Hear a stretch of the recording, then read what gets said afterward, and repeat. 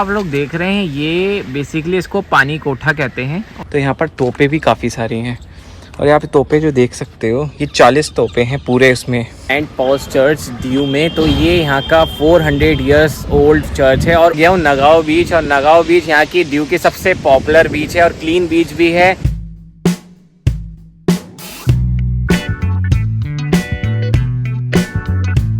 तो हेलो दोस्तों, कैसे हैं आप लोग। आज एक नया दिन और एक नई सुबह आप लोग देख रहे हैं भारतमाला रोड ट्रिप का एक नया एपिसोड।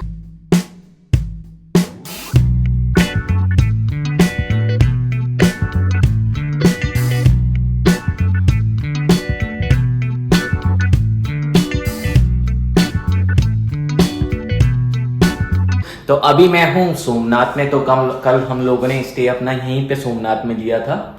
होटल का नाम होटल ब्लेस है। ये हार्डली 1.5 किलोमीटर है सोमनाथ टेम्पल से। तो आज हम लोग निकल रहे हैं दीव। ये होने वाली है हमारी 4th यूनियन टेरिटरी, तो जिसको हम लोग एक्सप्लोर करने के लिए हम निकलेंगे। बहुत पास ही है, ज़्यादा दूर का हमारा ट्रैवल आज रहेगा नहीं। मतलब हार्डली लाइक 1.5-2 आवर्स का ये ड्राइव रहने वाला है। देखते हैं रोड्स वगैरह कैसी हैं, तो पैकिंग शेकिंग कर लेते हैं, देन निकलते हैं। हमने यहाँ पर स्टे दिया था ब्लेस होटल में। तो ये मंदिर से काफ़ी नज़दीक है, 1-1.5 किलोमीटर पे पड़ जाता है। काफ़ी क्लीन भी था, वॉशरूम्स वगैरह काफ़ी अच्छे थे, फूड भी अच्छा था। इनका अपना ही रेस्टोरेंट है यहाँ पर, आप खाना वगैरह यहाँ पर खा सकते हो। मल्टी कुजीन रेस्टोरेंट है, पंजाबी, कठियावाड़ी, साउथ इंडियन, तो सब कुछ मिल जाता है। और काफ़ी अच्छा भी था खाना, टेस्ट वाइज भी और क्लीननेस भी बहुत थी। चलिए चलते हैं दीव के लिए। सुबह का ब्रेकफास्ट हम लोगों ने किया नहीं था, हम लोग होटल से निकल गए थे। तो हमने सोचा था कहीं बीच में करेंगे, तो यहाँ हम लोग रुके हैं बीच में, मस्त एकदम देसी स्टाइल में। तो पराठे और पोहा और पूरी सब्जी ऑर्डर करा है, देखते कैसा फ्लेवर होगा।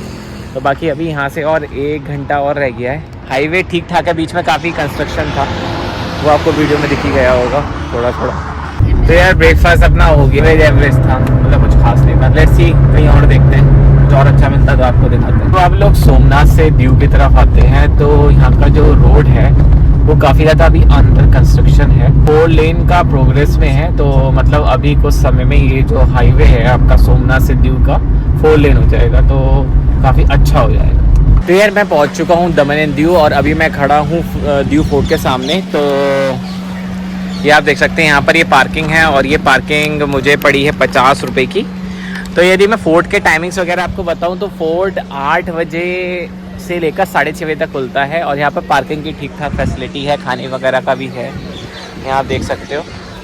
और तो दमन दीव बेसिकली इसका जो कनेक्शन है गुजरात से, वो 2 तरीके से है। एक ब्रिज के थ्रू ये कनेक्ट होती है, ये यूनियन टेरिटरी है, और ये मेरी 4थी यूनियन टेरिटरी है भारतमाला रोड ट्रिप की। इसका मैं डिस्टेंस बताऊँ तो 11 किलोमीटर के रास्ते में, मतलब एरिया में ही ये फैली हुई है। तो अभी मैं दीव फोर्ट पे खड़ा हूँ, तो अभी अंदर चलते हैं, अंदर एक्सप्लोर करते हैं दीव फोर्ट को। और जैसे बताया कि पार्किंग तो 50 रुपये थी यहाँ की। अब ये जो फोर्ट है बेसिकली, ये फोर्ट पोर्टुगीज़ ने, जब यहाँ पर पोर्टुगीज़ लोगों का राज था तो उन्होंने बनवाया था। और इसका पूरा आर्किटेक्चर वगैरह सब दीव का ही, मतलब पोर्टुगीज़ स्टाइल में ही है।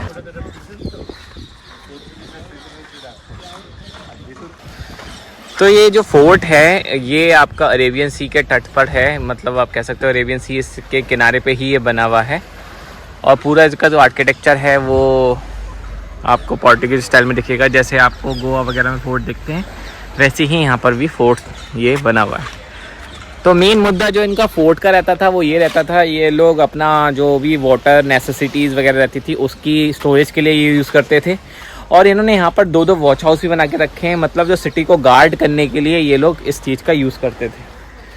तो मतलब गार्डिंग भी हो जाती थी, और पूरे यहाँ पर एडमिनिस्ट्रेशन का जो मैनेजमेंट रहता था वो भी यहाँ पर होता था। तो मल्टीपर्पज़ के लिए ये फोर्ट का यूज़ करते थे ये लोग। और ये लोग यहाँ पर जो नाव होती है उससे आते थे यहाँ के तट पर। तो यहाँ से 2 किलोमीटर का रास्ता है, सामने आप सिटी देख रहे होंगे। आप लोग देख रहे हैं ये बेसिकली इसको पानी कोठा कहते हैं, और ये एकदम मिडिल में है। ये जो अपना दीव आइलैंड है उसके बिल्कुल मिडिल में है, और फोर्ट के एकदम सामने ही दिखता है। तो यहाँ पर भी आप देख सकते हो कि एक वॉच टावर सा दिख रहा है। एग्जैक्टली मुझे नहीं पता, क्योंकि ये बिल्कुल मिडल ऑफ सी में पड़ता है। ये यहाँ पर नाव से आते थे इस फोर्ट में मैनेजमेंट के लिए, और अपनी वाटर मतलब जो भी बेसिक नेसेसिटीज़ फूड और स्टोरेज वो करते थे उसको देखभाल करने के लिए। चलते हैं आगे। फोर्ट काफ़ी बड़ा है, मैं दिखाता हूँ आपको। अभी तक ये इसकी जो फ़ीस है, इसकी एंट्री फ़ीस है वो निःशुल्क है, मतलब कोई चार्ज नहीं लगता अंदर आने का। टाइम मैंने आपको बताया था 8 से 6:30 बजे तक होता है।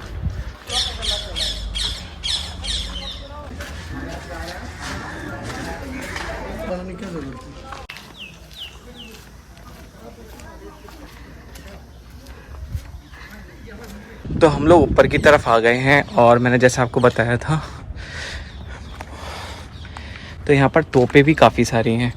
और यहाँ पे तोपें जो देख सकते हो, ये 40 तोपें हैं पूरे इसमें, पूरे फोर्ट में। और मेन जो इम्पोर्टेंट चीज़ है इसकी तोपों की, वो ये है कि ये बनी हुई है अष्ट धातु से। अष्ट धातु में क्या होता है कि जो मेटल होता है, अब जैसे धूप हो रही है बहुत तेज़, मुझे भी लग रही है, तो ये गर्म नहीं होता। और आपको भी पता होगा कि जब तोप फायर होती है तो बहुत ज़्यादा हीटअप हो जाती है, तो ये गर्म हो जाती थी। तो ये इसको ऐसे धातु से, मतलब ऐसे मटेरियल से बनाया गया था जिससे ज़्यादा गर्म भी ना हो और हीटअप भी ना हो। तो ये चीज़ भी बहुत ध्यान रखी जाती थी। तो ये गार्ड करने के लिए एकदम सामने वाली इसी गेट से हम लोग आए थे। सामने से आपने देखा होगा, तो यदि कोई गलत तरीके से अंदर एंटर होता था, सीधे ये रेडी हो जाती थी। कि जो साउंड होती थी बहुत ज़्यादा होती थी। तो उस समय में जब जो लोग होते, जो सैनिक वगैरह होते थे, जब इसको फायर करते थे तो उससे ज़्यादा बहुत ज़्यादा साउंड पकड़ती थी। उनके जो कानों के जो पर्दे होते थे वो फट जाते थे। तो इसलिए इन्होंने कहीं कहीं बंकर भी बना के रखे हुए हैं, जहाँ पर वो क्या होता था, इसको फायर करते थे और सीधे नीचे छुप जाते थे।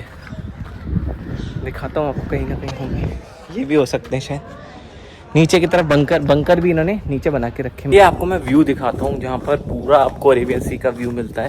अभी तो जैसे फोर्ट है, फोर्ट काफ़ी ज़्यादा बड़ा है, आप आ सकते हो। वहाँ पर लाइट वॉच हाउस भी दिख रहा है। तो बट मैं आपको कोशिश करता हूँ कि जितना मुझसे हो पाएगा मैं सारी भी दिखाऊंगा, बिकॉज इतना फीजिबल नहीं हो रहा, धूप बहुत ज़्यादा तेज़ है। तो कोशिश करना आप भी शाम के समय आओ, क्योंकि ये 6:30 बजे तक ओपन रहता है। धूप में थोड़ा दिक्कत हो जाती है, क्योंकि धूप एकदम ऊपर से पड़ती है।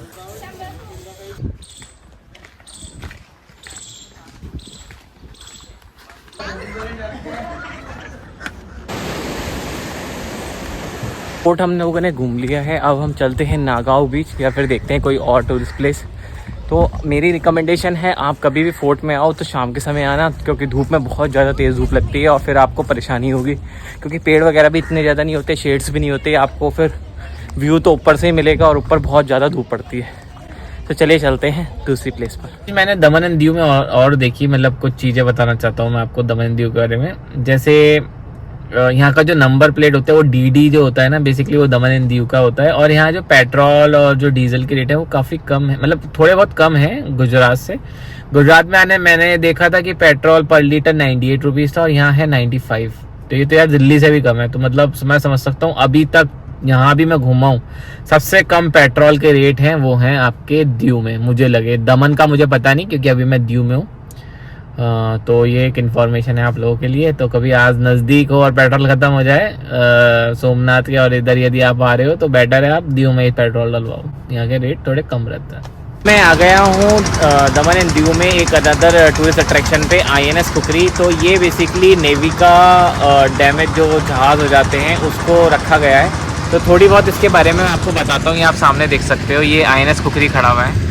तो इसमें क्या हुआ था, बेसिकली जब हमारे 1971 में इंडिया और पाकिस्तान की वॉर हो रही थी, तो उसमें जो पाकिस्तानी सबमरीन के कुछ टॉर्पीडोज थे उनसे ये हिट हो गया था। तो हिट होने पे इनके जो कैप्टन मुला थे, तो उन्होंने अपनी रिस्पॉन्सिबिलिटी लेके यहाँ पर इस पर जितने भी लोग थे उनको ज़्यादा लोगों को बाहर निकाला। बाकी कुछ लोग जो थे इसमें मतलब मर भी गए थे, जिसमें जो कैप्टन थे वो भी शहीद हो गए थे।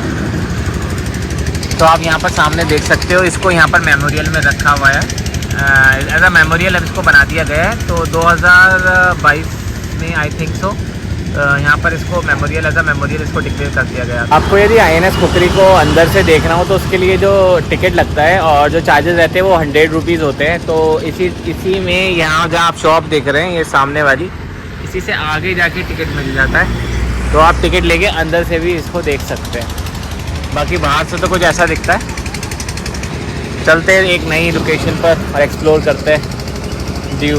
हम लोग आए हैं अभी सेंट पॉल्स चर्च दीव में। तो ये यहाँ का 400 इयर्स ओल्ड चर्च है और only functional and operational church है दीव का, दीव आइलैंड का। तो आप पीछे देख सकते हो। तो ये बेसिकली सिमिलर है जैसे अपना जो गोवा में बेसिलिका चर्च है पंजिम में, तो it is also same and the structure is also looks like same. आपको पता ही है यहाँ पर पोर्टुगीज थे और पोर्टुगीज का ही राज था काफ़ी समय तक, और गोवा में भी पोर्टुगीज का राज था।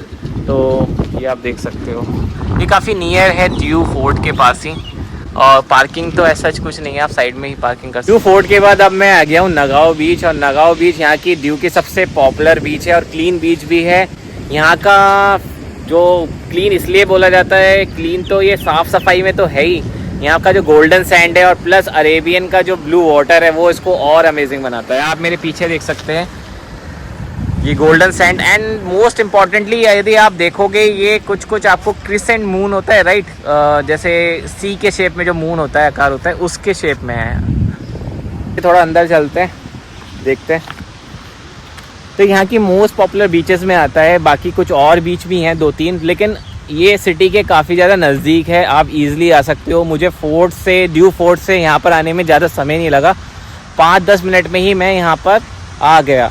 और इसके पास काफ़ी सारे मतलब नज़दीक काफ़ी सारे होटल्स भी हैं बीच के नज़दीक, तो आप वहाँ पर भी स्टे ले सकते हैं। तो कुल मिला के आप नगाओ बीच को जब भी दीव आएँ तो अपनी आइटनरी में इंक्लूड कर सकते हैं।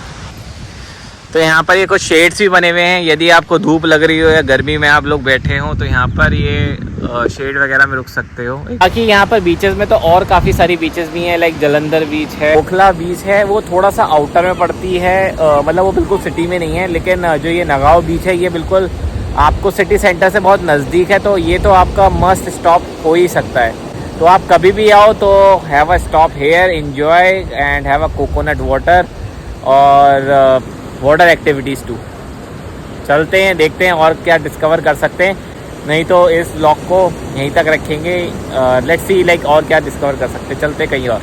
A few moments later.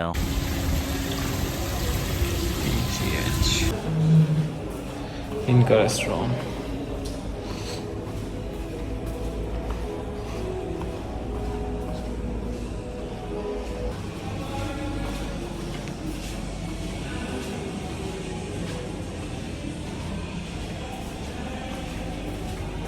हम लोगों ने एकोमोडेशन ले ली है एंड काफ़ी अच्छा रूम था, जैसे मैंने आपको दिखाया था। होटल काफ़ी ज़्यादा अच्छा है, दीव में लिया है हम लोगों ने, इसका नाम है TGH।